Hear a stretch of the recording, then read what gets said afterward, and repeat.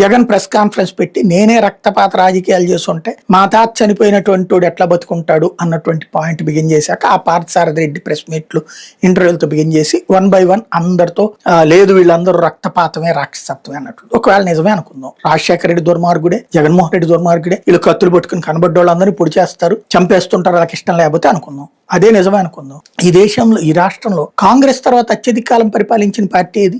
తెలుగుదేశమే కదా. ఎన్టీ రామారావు ఎందుకు వదిలేశాడు, చంద్రబాబు నాయుడు ఎందుకు వదిలేశాడు? మరి ఆ రోజునే కేసులు పెట్టి అరెస్ట్ చేసి జైల్లో పెట్టి ఉండాల్సింది కదా. అప్పుడు అసలు ఈ రాజకీయాల్లోకి వచ్చేవాళ్ళు కాదు కదా, వచ్చిన వాళ్ళు కూడా అక్కడే ముగిసిపోయేది కదా. ఎందుకు ఇట్లాంటిది రోజు ప్రచారం అంటే?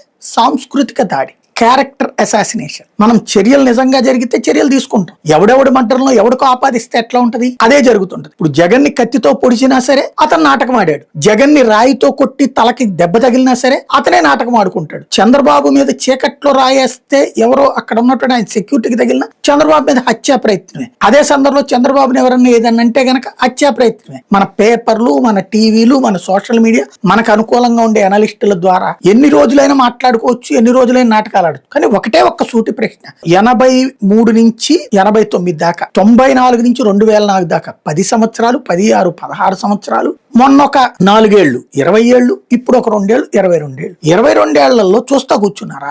అప్పటికి పోనీ వీళ్ళంత పుడుగులు కూడా కాదు కదా రాజశేఖర రెడ్డిని అప్పుడు అరెస్ట్ చేయడానికి, లేదా జగన్మోహన్ రెడ్డిని చేయడానికి. ఎందుకని మరి ఆ రోజున మర్డర్ కేసుల్లో వాళ్ళని పట్టుకోవాలా? ఎక్కడో ఎందుకు? వివేకానంద రెడ్డి మర్డర్ కేసులో గొడ్డలే అంటే ఇప్పుడు గొడ్డల పార్టీ అంటున్నారు. సుప్రీంకోర్టు దాకా వెళ్ళారు కదా, వాళ్ళ కూతురు వెళ్ళింది కదా. ఏం చెప్పారు? జగన్ ఏమన్నా ఉందన్నారా, లేకపోతే భారతీయ ఏదన్నా ఉన్నారని? కానీ పేపర్లో టీవీలో వాళ్ళే చేయించారు అన్నట్టు రాసుకొచ్చారు కదా. ఇది వ్యక్తిత్వ హన్నం కదా. అదే పవన్ కళ్యాణ్ మీద, చంద్రబాబు మీద ఏదన్నా ఎవరన్నా కామెంట్ చేస్తే, ఇప్పుడు నాగేశ్వర్ కామెంట్ చేస్తే అది కూడా తనకు అందిన సమాచారం అంటే అతని మీద కేసు పెడతారు. అదే జగన్ వివేకానంద రెడ్డి మర్డర్ చేయించాడని అన్నా సరే కేసు పెట్టడానికి వీల్లేదు. పైగా అందులో తప్పే ఉందని మాట్లాడు. ఏంటంటే మన ఇష్టం, మనం ఎలా చెప్తే అట్లా ప్రజలు వినాలి, సచ్చినట్టు అనేటటువంటి సాగిపోతుంది అందరూ.